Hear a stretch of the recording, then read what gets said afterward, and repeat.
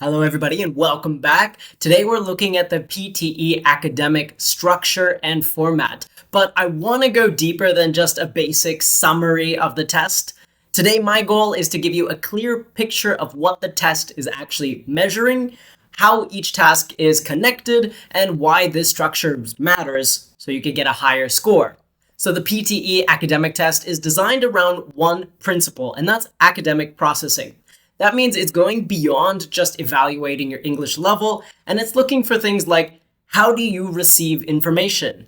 How do you quickly organize that information and produce some type of clear, academic, appropriate response under time pressure as well? There are three main parts to the exam, which is the speaking and writing. That's connected as one.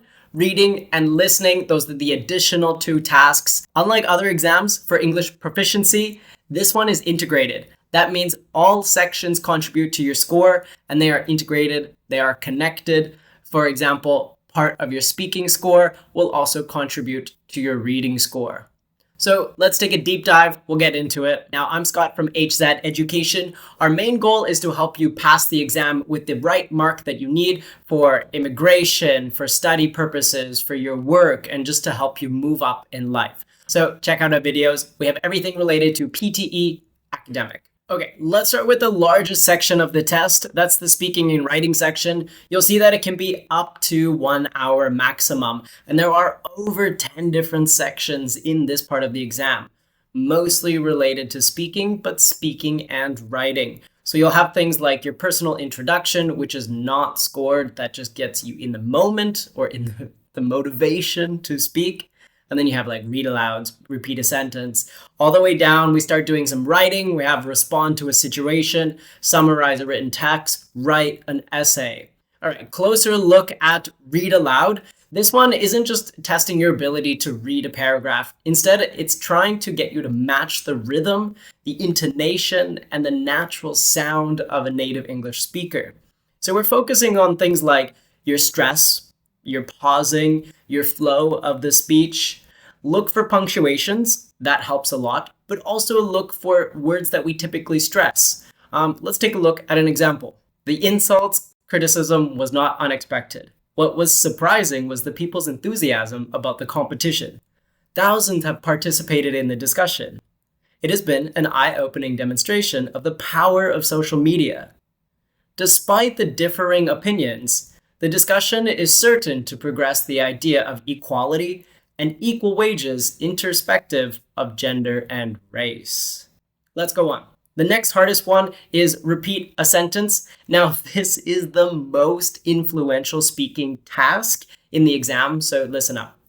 It tests for a lot of things like your listening, your short-term memory, decoding speed, your oral fluency. So all of this is being done at the same time. The hardest one is your short-term memory, about 6 seconds. If it feels hard, that's because it's trying to mimic real-life academic sections. Listen to this example and repeat after it. I can only imagine the mental trauma you must have gone through. I can only imagine the mental trauma you must have gone through. Let's go on to the next. Describe an image. Because it's the academic test, you're going to get an image like a graph, a bar chart. It could be an infographic with more pictures or a process diagram. So, of course, we need some good transitional words. We're looking for organization more so than detail.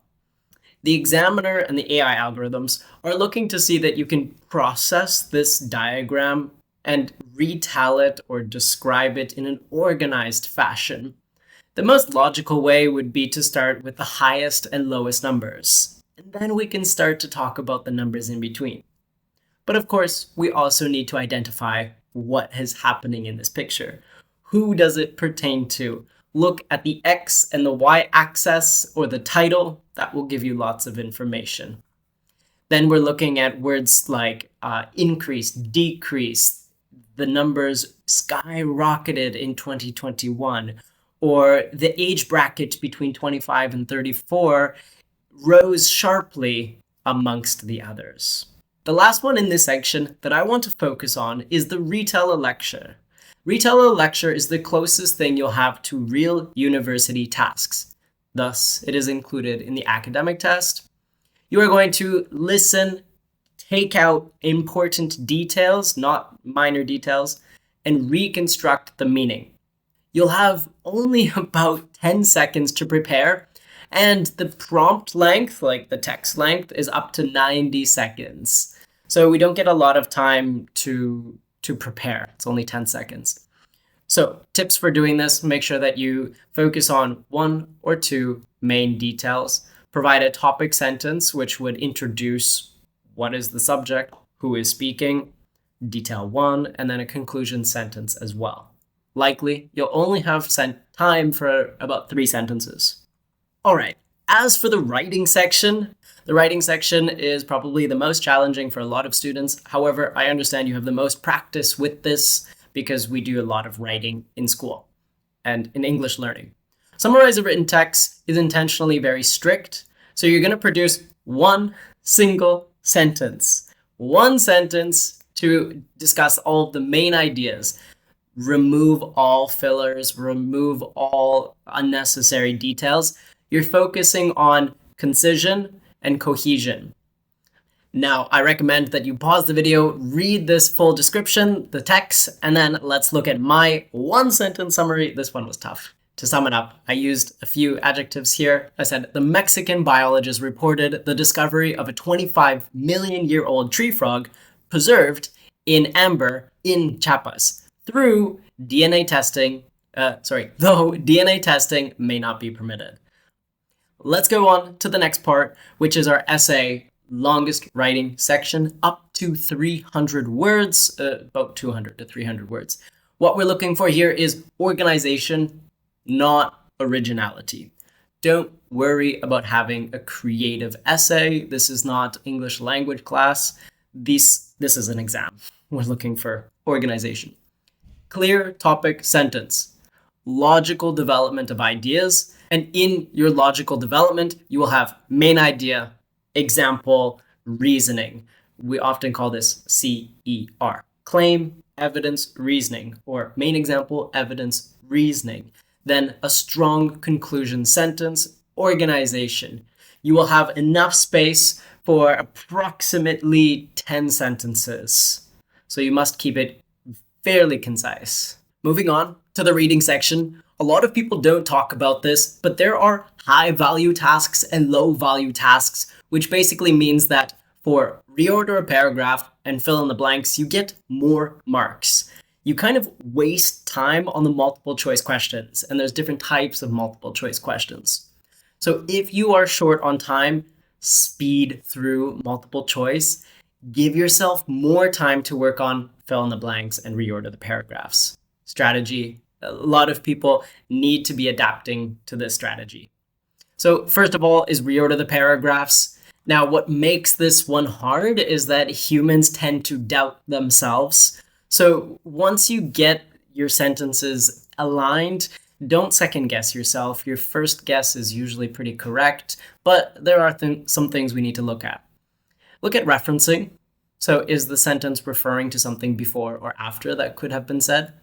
Look for connector words, because therefore other transitional words that will tell you it's either in the middle or the end of a sentence. Time markers and topic shifts. Then the next high value marking section is fill in the blanks. So the fill in the blanks simply just looks like this. You're often given a sentence and then a few words to describe it. It can be a little bit challenging because it's based more on everyday English, like collocations. So you're looking for natural phrases that native English speakers will use, combinations of different phrases together. And then we get into our last section, which is the listening section. This part will run up to about 40 minutes maximum, 30 to 40 minutes. And it does have a lot of sections, 1 to 8. Now, again, multiple choice questions, they are weighed less in the exam. So if you need to save more time, then go through the multiple choice questions faster and focus more on like summarize a spoken task, highlight correct answers, and write from dictation. We're going to talk about that one as well. So definitely in this part, students often underestimate the goal or the power of summarize a spoken text.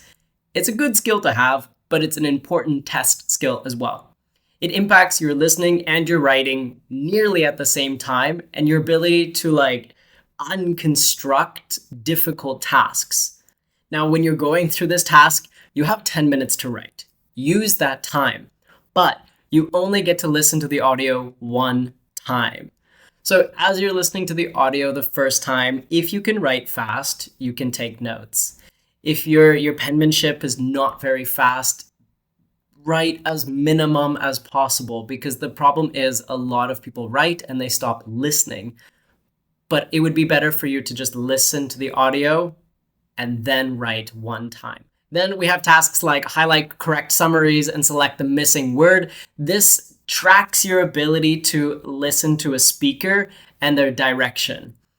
Not too difficult. These parts are kind of self-explanatory. It measures your prediction and your comprehension of English, not just your listening skills. But in my opinion, the hardest one is write from dictation. This one is the most score influential item on the entire test. So we must pay attention here. You're getting tested on everything: spelling, your memory, your accuracy, grammar, listening skills. So you need to be paying attention fast. Now, the prompts will be short. They're about 5 seconds in length, but use your time accordingly to write down. Make sure that your grammar and your spelling is correct. You will lose marks. You'll lose a mark for every grammar or spelling mistake. So simply try not to have one. That's how you can get top score. We can't have no spelling mistakes, no grammar mistakes, period. So to sum up this exam, it is not about isolated tasks, and it's not about just understanding some English. It's really a collection of your English comprehension. It's a system that is checking in place your ability to process academic information quickly, and in some cases, summarize or write down that information. Stronger your note-taking skills are, the more organized your writing is, and the better you have of language rhythm, the more likely you are to get a high score. So those are our areas that we're focusing on when we teach our students for this exam. Now, if you gained some value from this video, or if you enjoyed watching it and you're taking the test soon, please remember, like and subscribe to our channel. Helps us, helps you. We really appreciate it. My name is Scott from HZad Education. I'll see you in the next one.